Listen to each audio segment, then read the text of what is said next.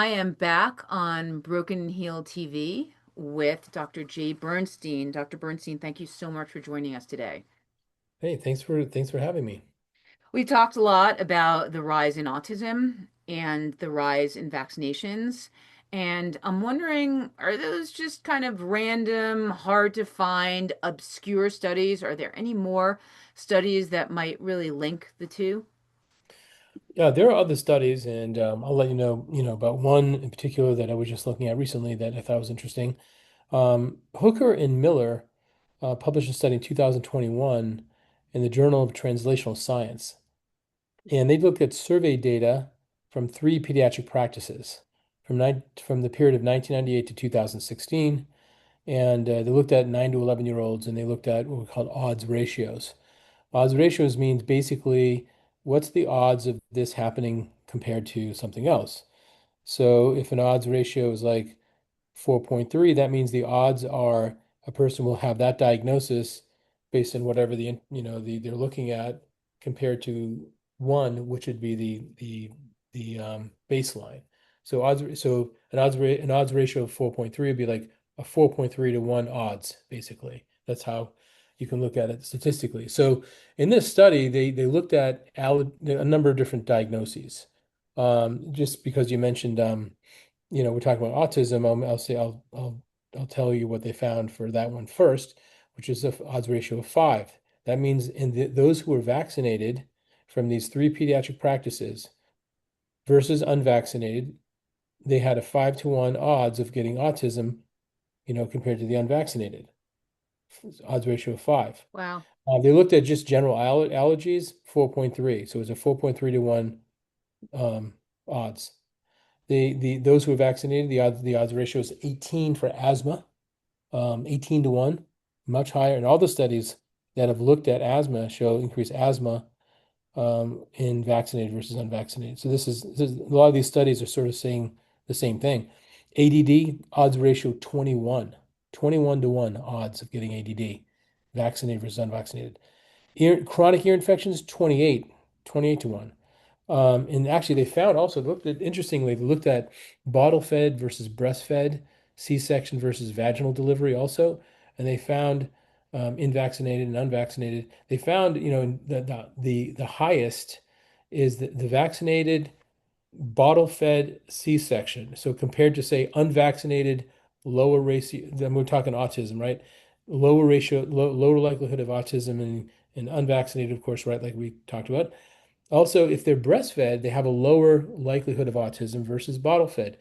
And those who are born by vaginal delivery versus C-section have the vaginal delivery has a lower likelihood of autism. So vaccinated, bottle fed, the odds ratio is 12.5. Vaccinated compared to unvaccinated, those who had C-sections versus vaginal delivery, 18.7 to 1. And then just one control in the study, they looked at chickenpox, right? So chickenpox, they had a point 0.1, 0.1, which means that there's a lower likelihood of getting chickenpox in those who are vaccinated, which is great, wonderful. But chickenpox is not very deadly as a child, as you know, the people my age, we got chickenpox. Everybody got it. It was a very, very common infection. So I'm not really worried about chickenpox. Now I'm more worried about it now that we have the vaccine because you have to have it every 10 years.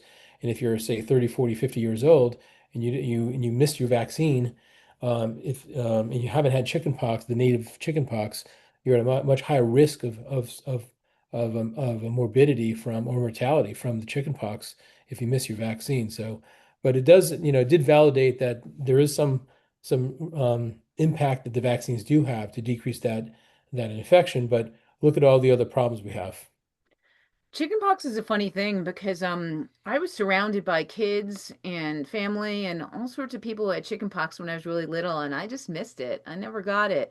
I actually didn't get it until I was 21 years old and it Ooh. was pretty uncomfortable and it was pretty awkward going to class and going out with like young people and having chickenpox all over your face was definitely not fun. But other than that, it certainly wasn't deadly for me, But what I find interesting is how you can just totally miss it, like how you can be a child and be surrounded by something that's so contagious and yet not pick it up until 20 years later. What do you see that a lot? Yeah, you don't see very much chicken. I just you don't just don't see it very much because of because the older people have been have natural immunity. The younger people get the vaccine, so it's just not as prevalent. We're not seeing that as much these Hmm. days. But you'd Yeah. think, how long have they been tracking the kinds of data that you're talking about? How many years have we been seeing this increase in ADHD and ADD and autism? I mean, there's studies since basically since the 90s. Most of the studies have been sort of since 2000 that have been published and they're just sort of sporadic other, there's a lot of various types of journals that would have an article here and there. Um, but you don't, there are actually some journals recently, the past year or two, that you see some journals actually having more articles because they're allowing it. But um, I think that there is a lot of censorship in science, and thank God that these articles that wound up slipping through and they're published and they were not retracted or whatever, whatever they want to do to try to block the information. But there are articles out there. Speaking of science and censorship, the study that you cited was done by a guy named Brian Hooker, and he, I believe, is the same guy who was a whistleblower in the CDC because he found some studies linking the MMR vaccine to autism in young Black boys. Are those studies that you're familiar with? Well, the reason why I wouldn't be familiar is because they didn't publish that information. So that's not in the public arena. I have no access to it, and that's part of the and RFK Jr. mentioned it as well, that there's data that the government has picked up that they haven't released. So yeah, I'm not familiar with that, but I do believe that what Dr. Hooker and RFK Jr. are saying about that is, I have no reason to think it's not true. Mm-hmm. Well, it sounds like some really important information, some really important data that is emerging here that you're studying right now. Are there any takeaways for parents, pediatricians, anybody who might be concerned? I think takeaway is, a lot of these chronic illnesses in kids um, don't have to be there. We have to be asking questions as to why. And so just be careful about, about whatever exposures, toxins, or even injections that are going into your kids. And also look at the food and look at other household toxins and pesticides and chemicals they could be exposed to because these chronic problems are increasing, and it's coming from somewhere. That's not the way it has to be. And most of the improvements in health over the past, say, couple hundred years is really much more due to the improvements of hygiene. Again, having sewer systems and things like that. That's why it wasn't, we can have there's a whole hi history of the vaccine itself, the vaccine industry. Is made to believe it's the vaccines that made us healthier, and it's really not actually. There's a lot of information contradicting that, and all that information is really pointing towards improvements of hygiene. Well, thank you, Dr. Bernstein. That all sounds like really sound, really logical, really important advice. And to everybody out there, look at the labels. Look at the labels of anything that you put in your body, and don't be afraid to ask questions.